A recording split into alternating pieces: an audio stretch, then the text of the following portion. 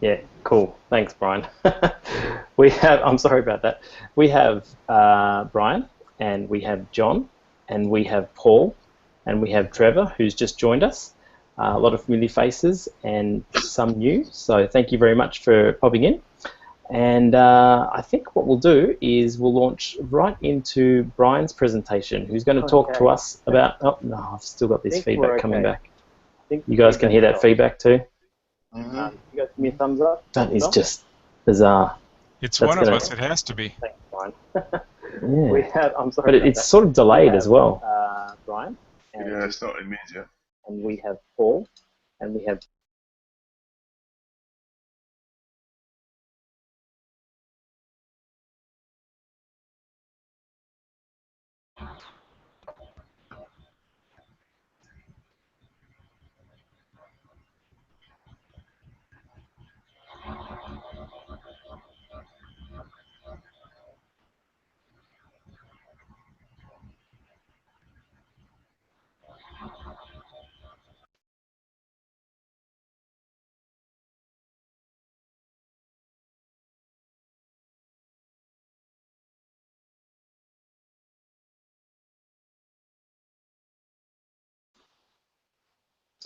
I'm wondering if it's me or somehow that the show is feeding back through the Google Hangout somehow. So yeah, I'm not sure what we can do. Maybe I can jump out of the call and try and rejoin it and see if that helps things. So apologies for the technical trouble, but yeah. Just hold the line a moment, people.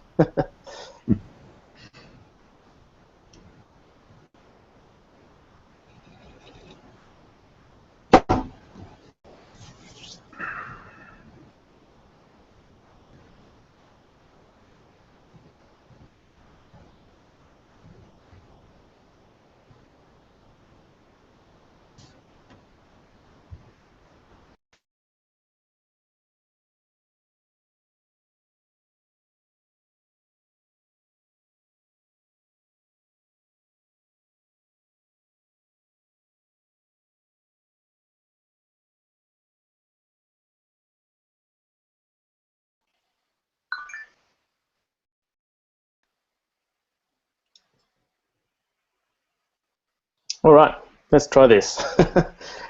Can anyone hear any feedback right now?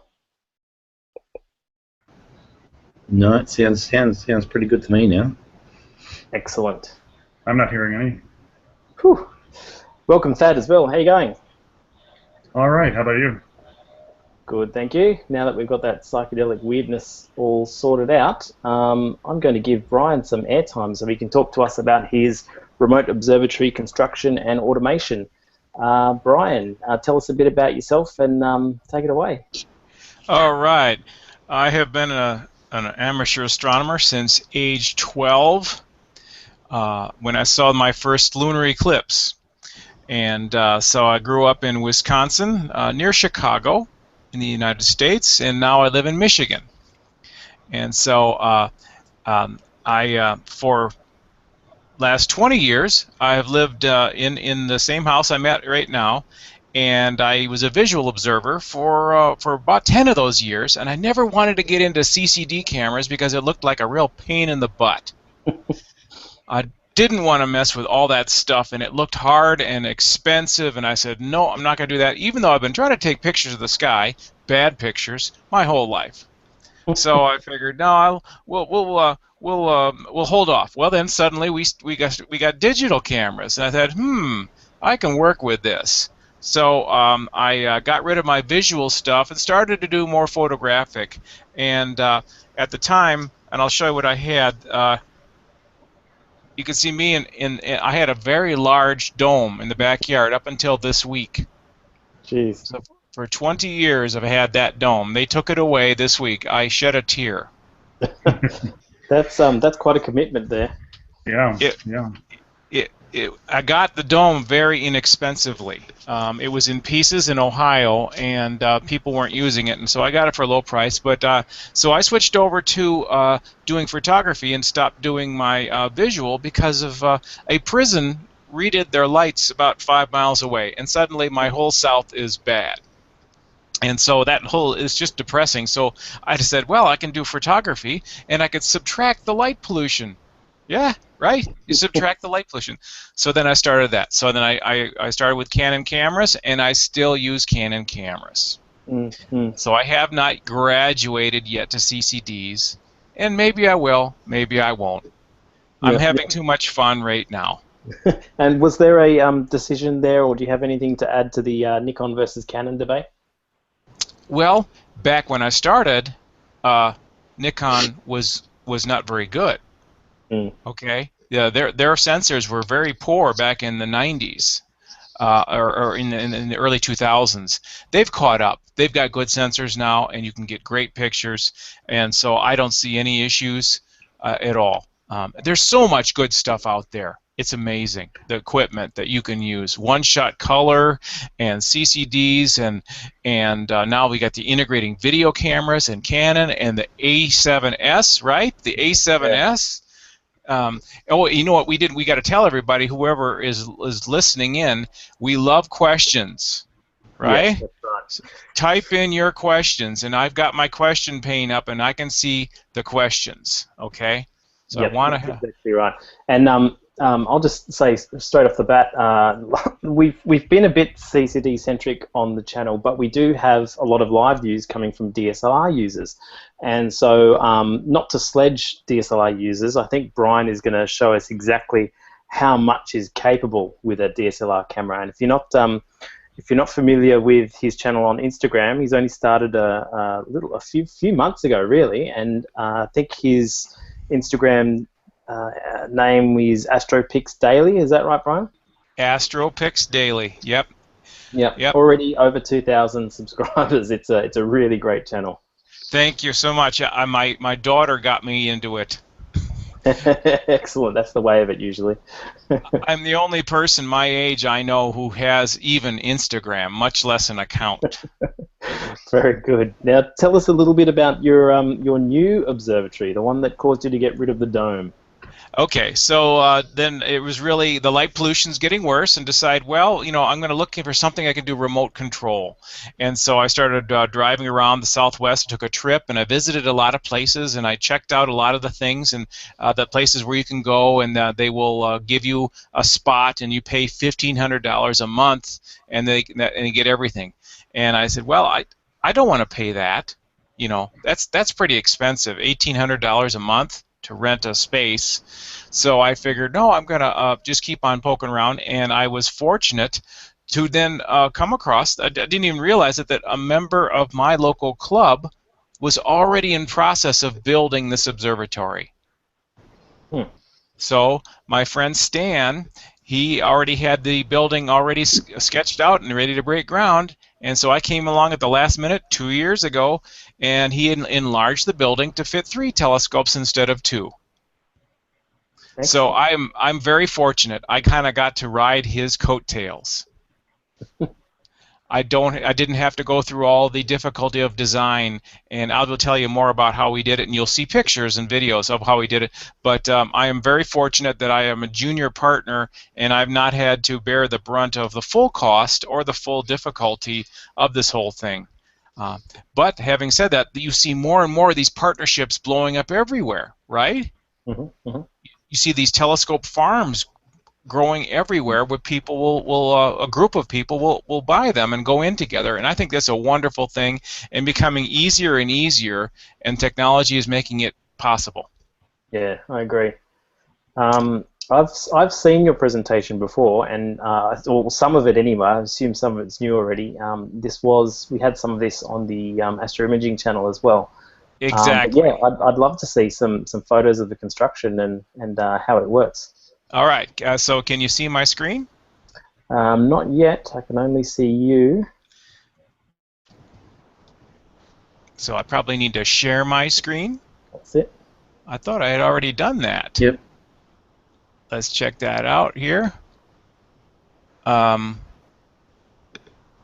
It's the upper left. I push share my screen. Where do I hit? Screen share, and then share the whole desktop, or share just the PowerPoint, whatever you prefer. Exactly.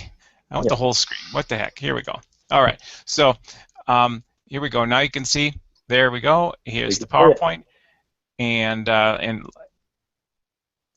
it's called Rancho Hidalgo. It's in Hidalgo County at the bottom of New Mexico. As you'll see from this picture of the United States, there it is. And it's right in the desert down there. That whole area of southern Arizona, well, all of Arizona is a desert, but basically it's a very dry, it's a high desert. It's about 4,000 feet. And so in 2013, construction started. As you can see, it's just a flat, scrubby desert with low mountains. The building is 20 feet by 30 feet, and as you can see, it has the roll-off roof, and the roof rolls off onto those panels there. This is the installation of the large plane wave. My partner Stan has a 24-inch plane wave. That is not a trivial scope. That is a huge telescope. I bet you that box weighs 400 pounds, maybe 600 pounds. The 14-inch weighs 204 pounds. There's a picture of his, basically, now you can see it quite well. You see on the left, the white one is his 24-inch plane wave on a plane wave mount with all the fancy doodads on the back. And on the right, on the paramount, is his 17-inch plane wave. And in the background, we see my little scope. But this was right after the installation. This was taken. I installed in February of 2014. So it's been almost 2 years.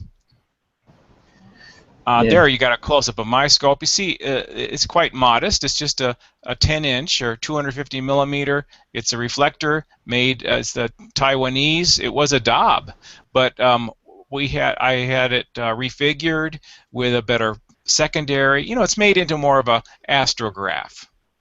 Okay, excellent. And you can see I got a 4-inch William Optics refractor. That's my guide scope. I have plans someday to put a better camera in that refractor. Right now, as you can see, it's just a Starshoot auto guider, which is wonderful. I love it. It's simple. And I'm thinking of upgrading to something else in that spot. I'm using the same guide cam, and it works quite well. I have used the second. They've got version 2 of it, which I think is a rebranded QHY5. And that works really well too, but I'm having some driver issues, so I can't get that one to run quite well. Don't get me started on drivers and USB. Yeah. I mean, it's the only thing.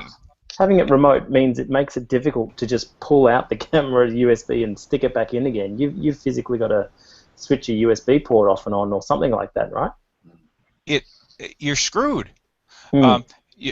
What I feel like a lot of times in the basement here is like I'm at Jet Propulsion Laboratory operating that little rover on Mars, and there's one of the wheels is stuck in the sand, and I'm doing whatever I can to unstuck the wheels. And you know what the stuck is? It's always that darn USB. Oh gosh. But yes, exactly. It's turning off. What I found that the trick is to enable and disable. Yeah. Or enable and not uninstall, but just turn a device on and off using your control panel. I find that usually helps. Okay, cool. Yeah, and you've got a pretty nice mount there too, a paramount for a DSLR setup. That you've definitely put more money into the mount. Yeah, that's a MX, and it's very good. That's how it's a great mount, and you really have to have something like that if you do want to go totally remote control. You really, unfortunately, that's the unfortunate thing. If you really want it totally remote control, you really have to have one of these mounts that is more computerized. But anytime that you want to do any astrophotography, I mean, the place to put the investment's the mount. It is a solid. Yeah, I agree.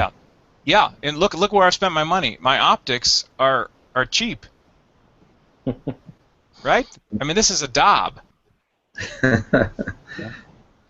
And so yeah, I've really not spent, compared to other people who are doing remote control. I don't think anybody has spent less than I have. Well, I've seen the results, so yeah, you've done something right.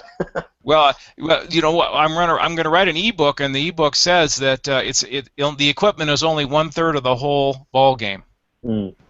The rest is your brain, and your skills, and your talent, and then the place, the location.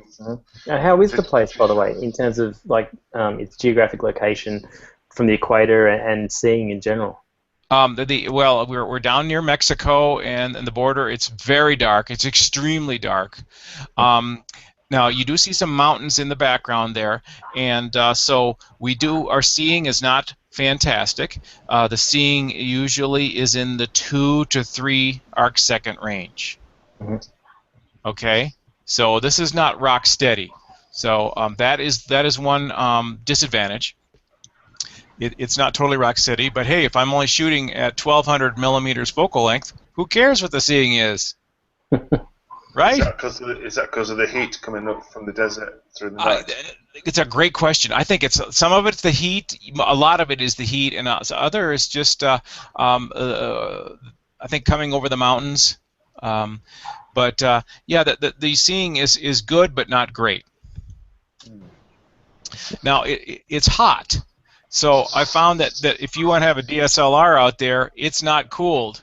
And if you don't cool it, you're not going to be taking pictures in the spring, summer, or fall. Because that camera is just too hot. So I made a cooler box. And you see a lot of people doing this on the web, and I just basically kind of looked at what other people had done.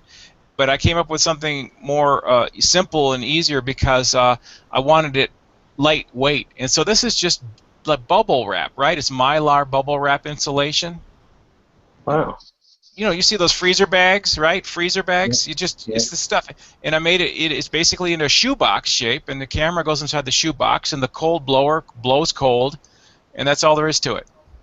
I wonder if that kind of a setup would just make a difference for DSLR photography in general, not just because you're out in the desert, but because you're getting that chip just a little bit cooler every time. Well, it makes a huge difference to cool the chip, yes, because if I'm taking a picture over 80 degrees, it's bad. Mm.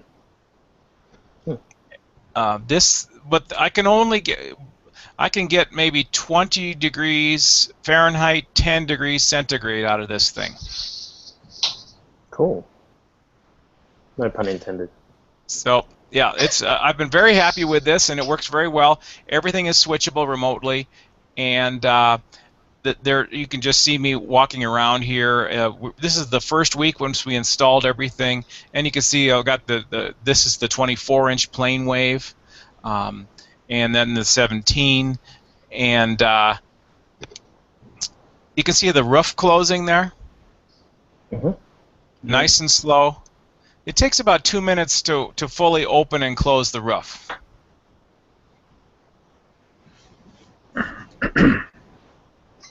And the first week, these are the first pictures I got the first week, so I was very happy. I basically, it's 10 to 1. I can get a picture in 10 minutes, or in 1 minute that I could take. It took 10 minutes here in my home. Yeah, right.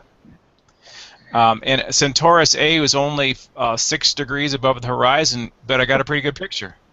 Yeah, that's normally a pretty southern object. Yeah, it's very southern, but yeah, I'm at 33 degrees north. Mm-hmm.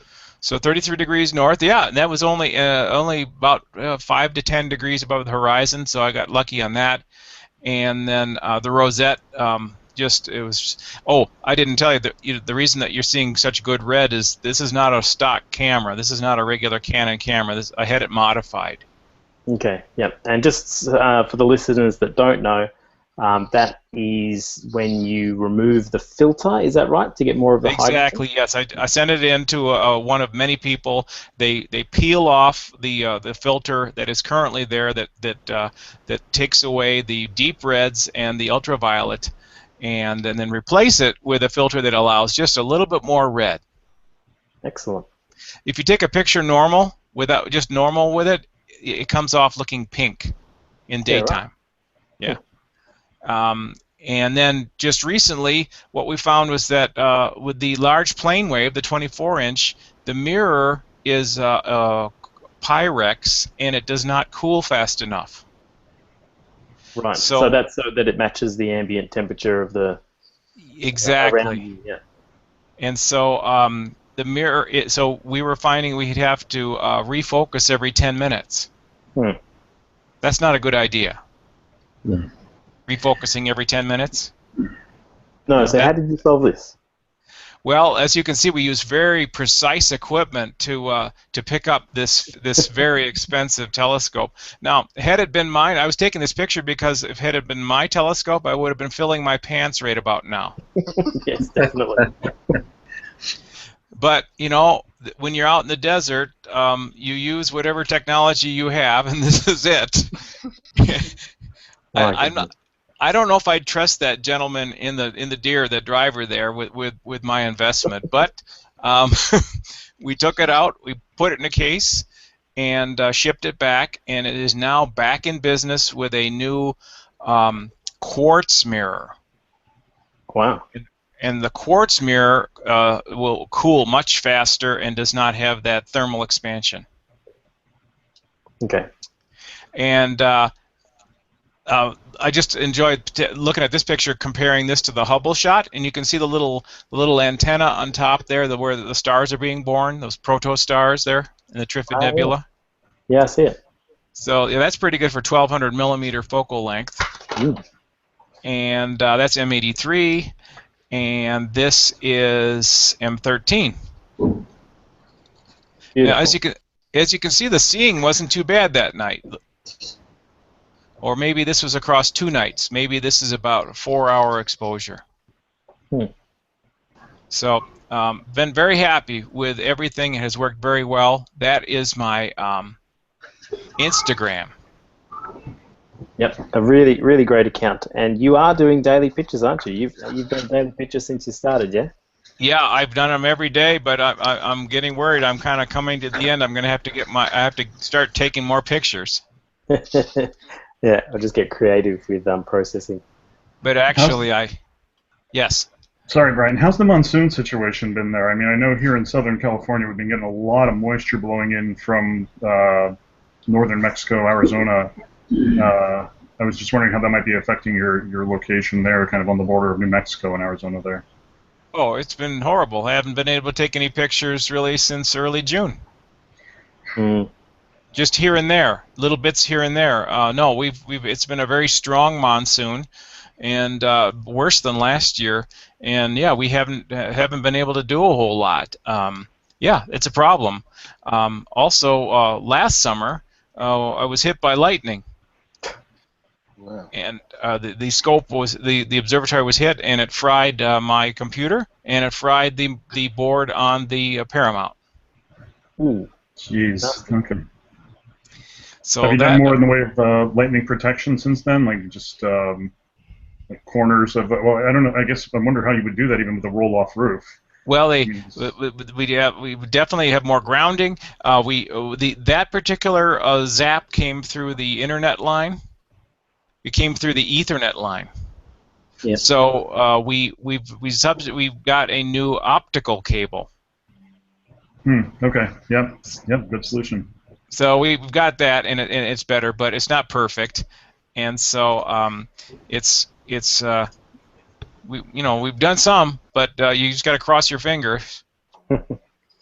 Now this is the drone footage I think you were showing me a little earlier. Yes, this is the drone footage. One of the other owners has a son who has a nice drone. Actually, it's his drone, but you can see it taking off here. You want me to go full screen? Yeah. All right, here's full screen. See, it's taken off. And you can see that basically this is just a flat desert and a little bit of mountains around there. And Gene Turner is the developer here, and Gene has the house over here on the left, maybe in the left by the water tank. See the round water tank? On the left behind there is his house. And so all these other buildings are observatories that he has personally supervised the building. He offers a 10-year lease. So he retained ownership, but these are all 10-year leases. And the white roof down here, the largest one, that's our observatory. And you can see that. But it's just a cool view because you can see all of them. There's about, I would say, 15 now, as you can see. There's a lot, and this is, if you've got some farmland and an internet connection, this is a fantastic way to make a little bit of extra money instead of growing potatoes or whatever. It is a good business. You're exactly right. You need a really good internet connection, really good. You have to usually bring in a fiber optic line, but also you need a lot of power. And I believe we're going to run into power problems. Okay, at the top of here, do you see the blue square there and the red structure? Yep. That is Clyde Tombaugh, discoverer of Pluto. That's his personal telescope. No way. Now that's his personal large telescope. Amazing. And this shows the newest observatory, the gentleman who owned the drone, and this is this is the first week he had it going. And he's got a Celestron 14 in there with a fast star system. Excellent. Yep. But I'm going to zip this ahead a little bit because it'll show. Yeah, now you can see my roof opening, and as you can see, we designed it so the whole roof will go all the way back. See? So I have really good horizon to the west. Do you have proximity sensors on all of the instruments there, so that or on the roof, so that if it sees that something's extending above the roof line, it doesn't move? It's a great question. These are questions we were talking about 3 years ago when we were designing this thing. We designed it so nothing gets hit by the roof. Okay, so even if your telescopes are in any position, it just cannot. There's nothing that can possibly scrape it. It will not hit. Now I've got a clearance of 2 inches. That's a little tight. Yes, 2 inches. We just felt we didn't want to have that risk with the proximity sensors. We didn't want to have that risk of hitting something, with the failure, because if it can go wrong, it will go wrong. Yeah, fewer points of failure, the better. So. And we have enough points of failure already. But the frying of the hard drive was not fun, and the frying of the mount was not fun. But Dell Computer came 200 miles and put in a new motherboard for free. Because that's in the warranty, isn't it? It was on-site warranty. Yes, I kind of felt bad about that, but I paid for it. I bet they were fighting over who to go out there. The Paramount people charged me about $300 for the new. For the new circuit board. Hey, we have a question here in the Q&A from Andrew Wall. He's a regular on this show. He says, with the roll-off roof observatory, what or how is the roof operated mechanically and electronically? Were the motors and drivers, etc., commercial units? Is this something you put together, or is it an off-the-shelf solution? It's an off-the-shelf solution. It's basically a garage door opener, and there's a company in Arizona. I think it's called A1 or something like that, and they do it. And it's not a very complex system. And basically, I log on to my partner's computer, and I check the weather, make sure the weather's good. If the weather looks good, then I will just click open, and it opens the roof. Yep. So you have to monitor the weather as well, just in case you get a cyclone or something out of nowhere. Exactly. No, I use multiple sites there. We have our own little weather station there. There is a really nice website with another owner, has a really cool website that shows everything, and then just your general weather websites and radar. Okay. So it's been it's really has been a great experience. It's gone way better than I would have expected. I was very worried of all the technology, but it all seems to work. Is there potential for you guys to sublet some space to more telescopes, or are you guys at capacity with your own install? In my building, I would only have room for something small. Mm-hmm. Mm-hmm. Yeah, but there is room. And our limit is just bandwidth and electricity. We're finding that we're getting brownouts in June when people turn on their air conditioners. Right. So that's a concern. That is a concern. So yeah, we don't want to do too much of that. But you know, I had thought of loaning of renting my own scope out yet. But you know what? It's not user friendly enough. And I'm sure you're enjoying, like, now that your dome's gone and you've got all this remote control stuff. I'm sure you're enjoying your own sort of astrophotography exploration. Oh, yeah. Yeah, now it's more fun than it was before. Absolutely, and it's other than the summer, it's clear almost every night. Mm-hmm. Mm-hmm. Have you talked to the guy that you're leasing the land from? Does he have any intention of, say, installing like solar panels and a battery backup, and then that would help with the evenness of the power and as well as just kind of even like reducing carbon footprint, whatever else that the site uses there? That's a great idea. It's in that those exact things have been talked as ideas, but it's just talk right now because you know the issue with solar is just the upfront investment. Mm-hmm. So we're not quite there yet, but exactly that is what we're talking about: panels with battery backup. And what are we looking at now, Brian?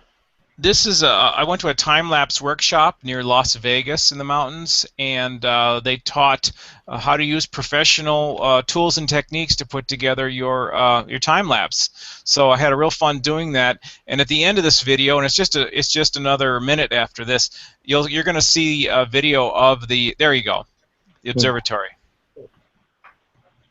Excellent. What are you using for the panning? The panning is a Losmandy star lapse. Okay. That's a full moon going down there. And that's the telescope owned by Clyde Tombaugh, who discovered Pluto. Amazing. Ryan?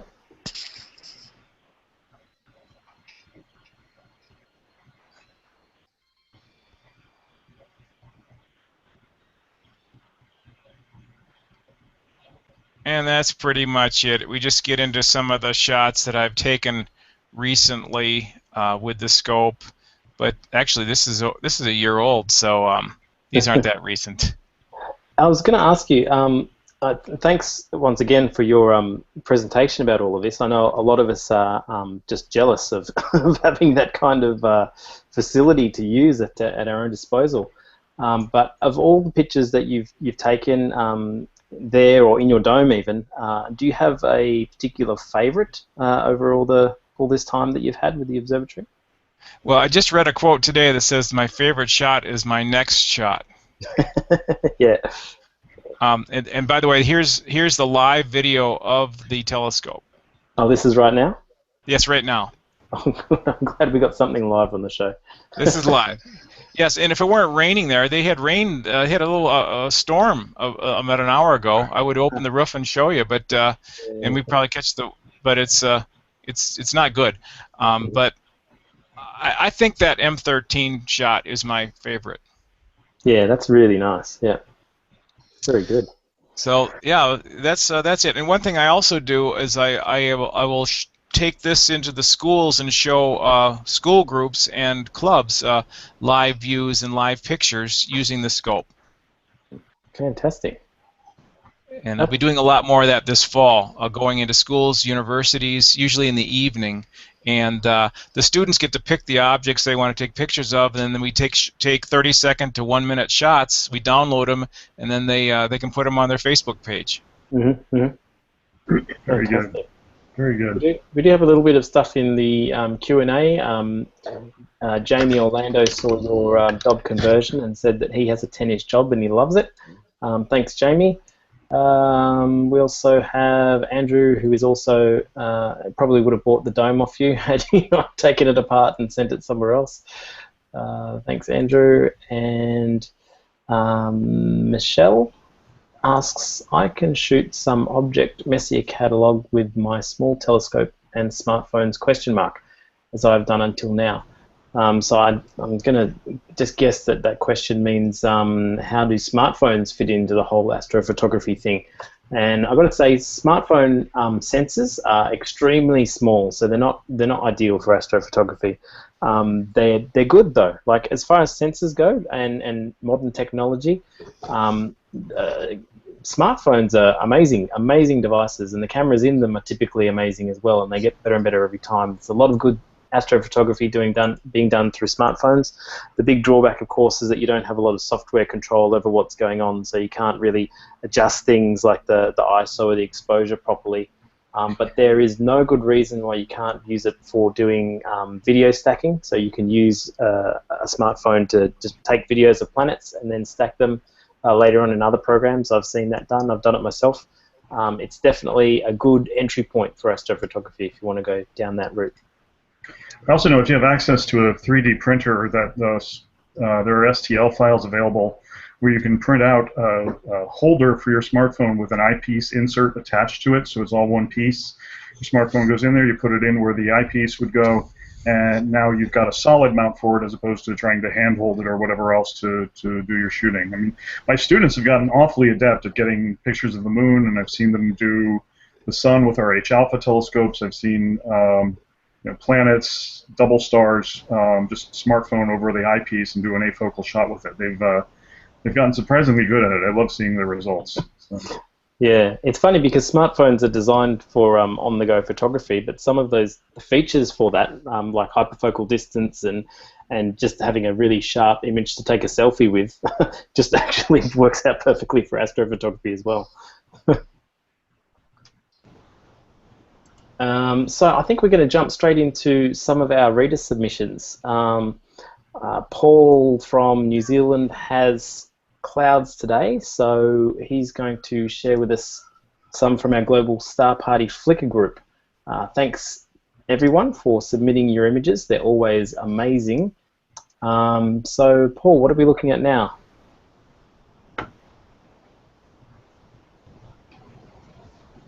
Hello, Paul. Is your mic there? Oh, maybe I muted you earlier. You might have to unmute yourself. Better? Yes, that's better. Perfect.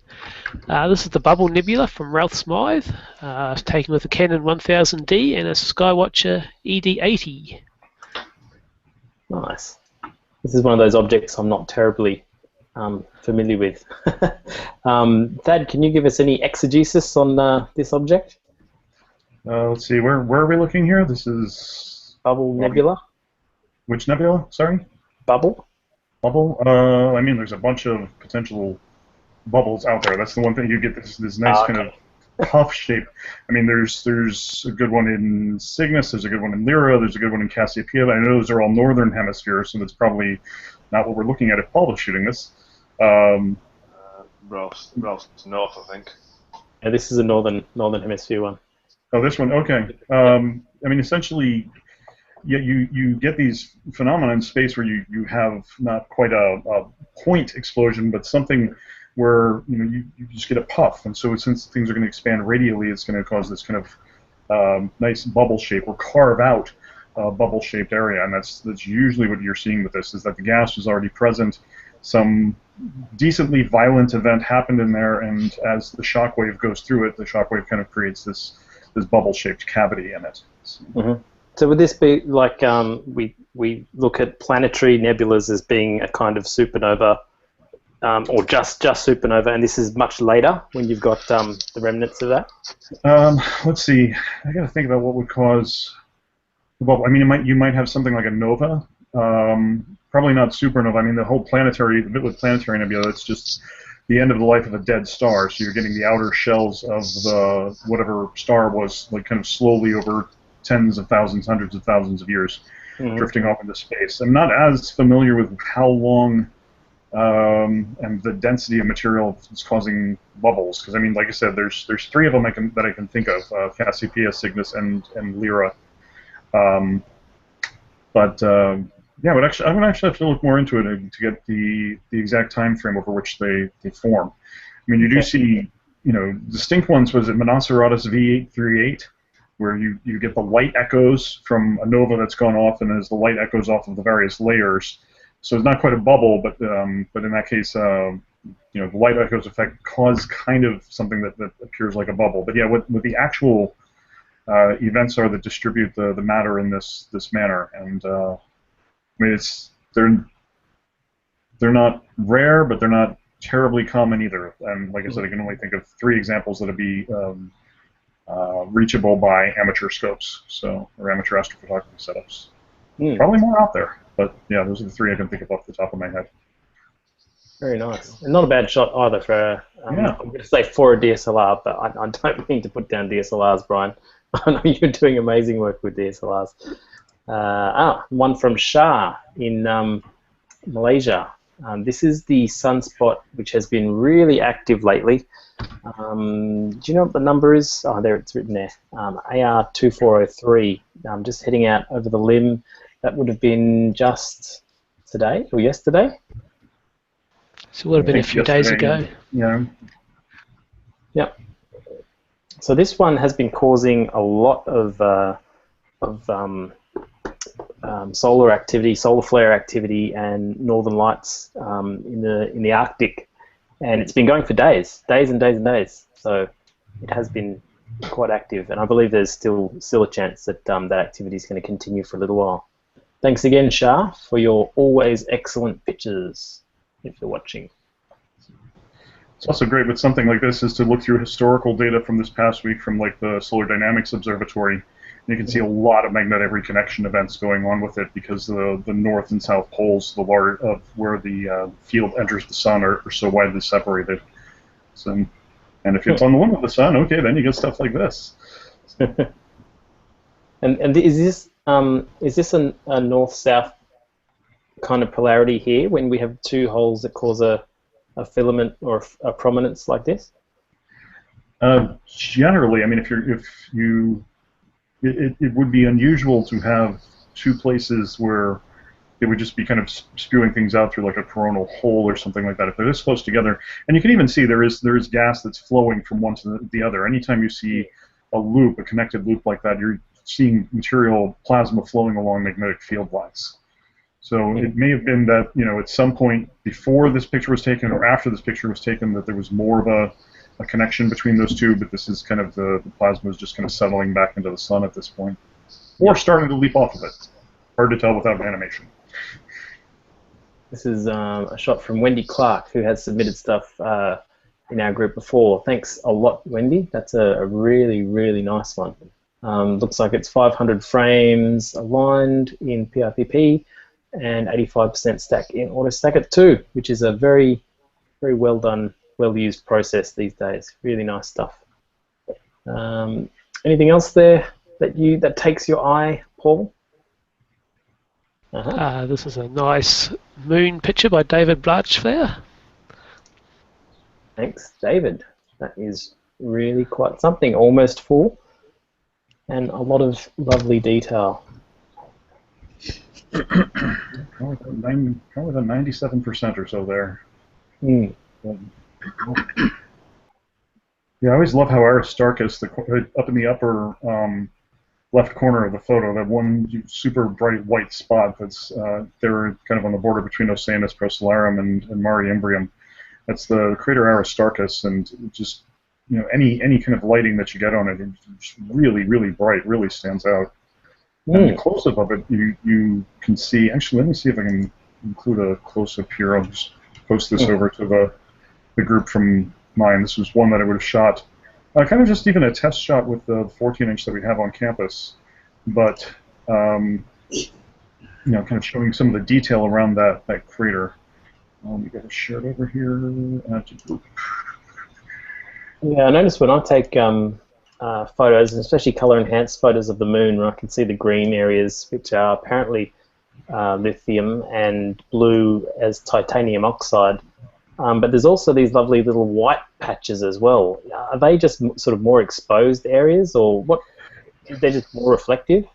It's the thing is, as an area of the moon gets bombarded with radiation and micrometeorites, the albedo, the reflectivity of it goes down. So if you're seeing much lighter areas, those tend to be newer impacts. This tends to be more freshly shocked material, and it has this higher albedo. And I just put a photo over to the Global Star Party group on Flickr. It's a close-up of the Aristarchus region. So if you want to see about popping that up there to kind of highlight, it's kind of some interesting like lava flow channels that would have happened around that. I can't remember the exact name of the valleys or the channels that go with it, but there's definitely a lot of detail around that kind of super bright crater that's in the upper. Oh, there we go. Yeah, this is a really weird-looking thing, isn't it? It looks like a pair of scissors or something. It's the kind of thing that makes you think: was there water flowing on the moon? There wasn't, but clearly either some sort of liquid or some strange faulting going on here. But if I remember correctly, this was a lava flow that would have cut out the channels that we're seeing there. So.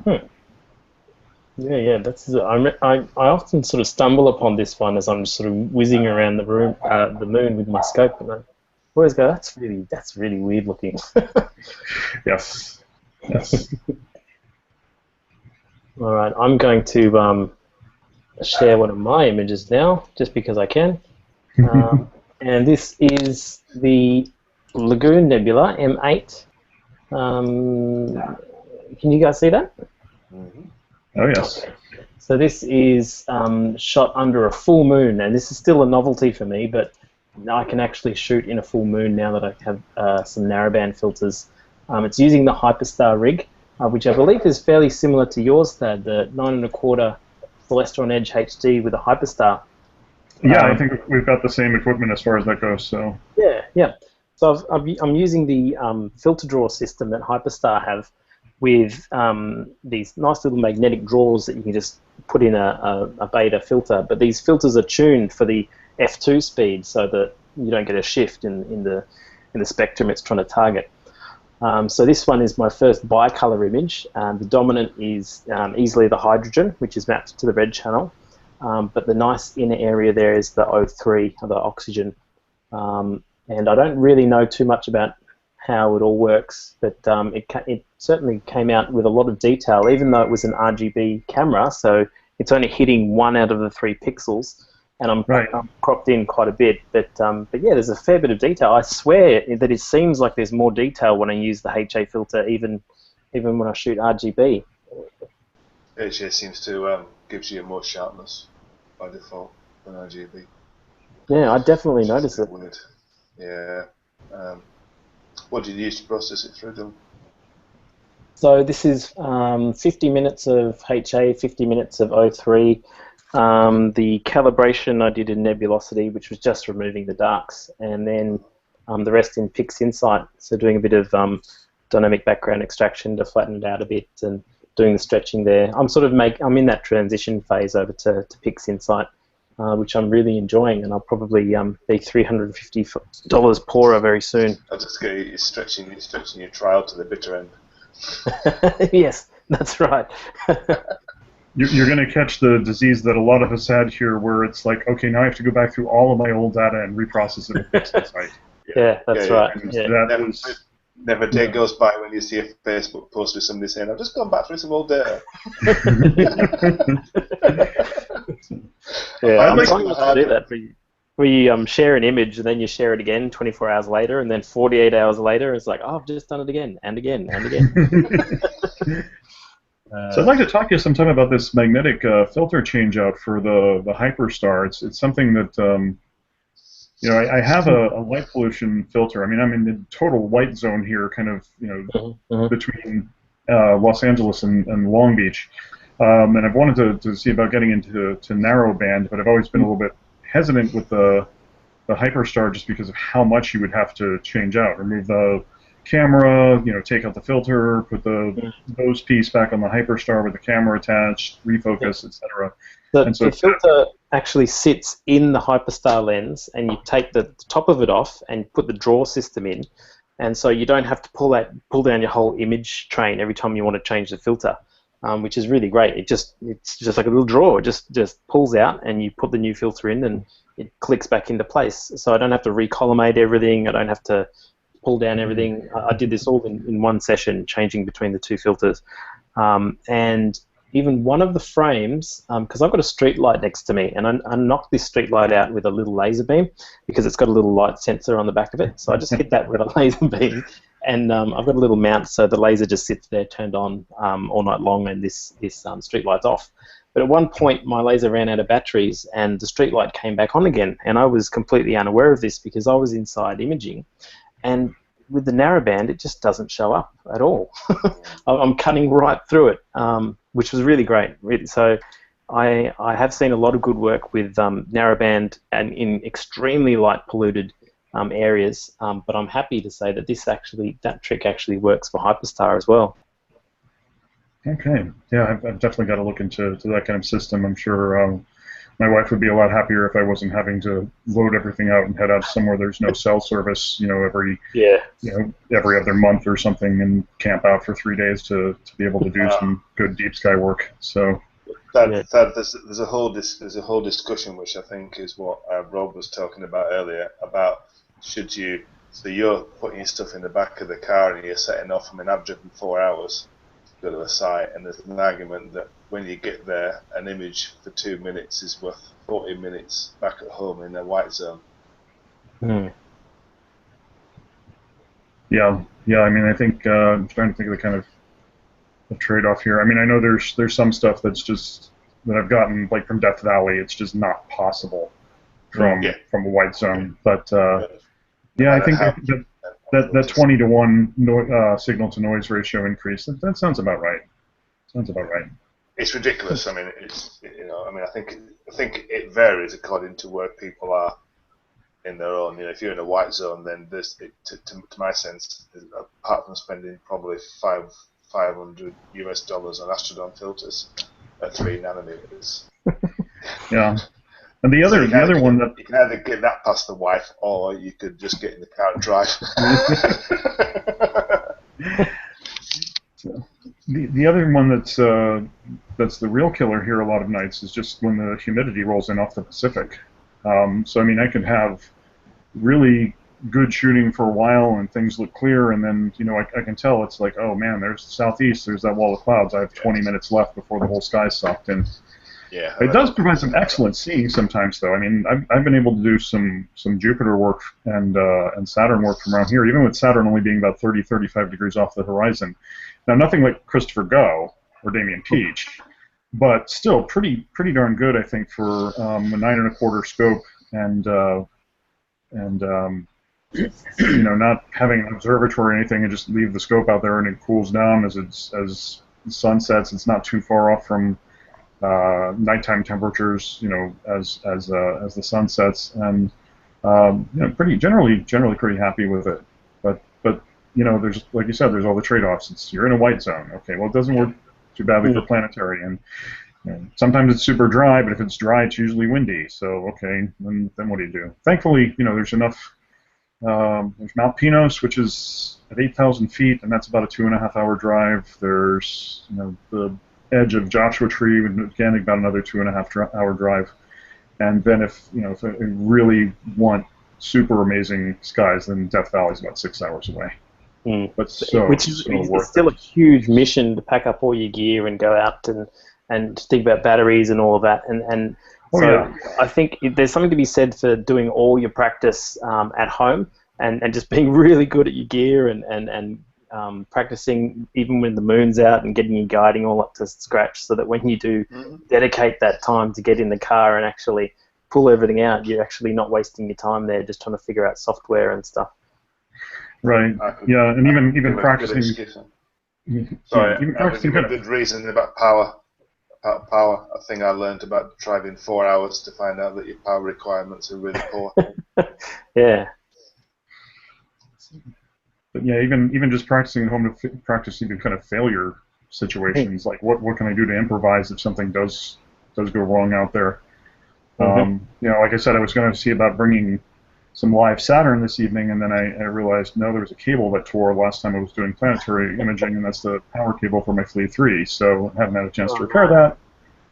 No live Saturn tonight, so. No worries. Well, we didn't have much live tonight except for the live view of Brian's observatory there, and I really have to thank you, Brian, for coming along and sharing that knowledge with us. We're all very, very envious of such a setup.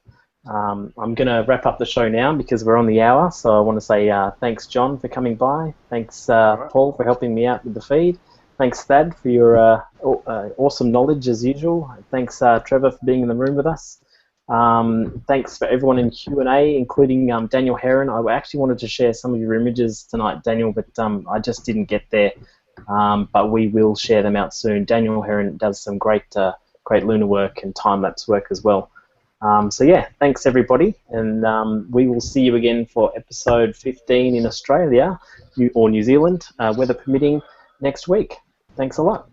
See you later.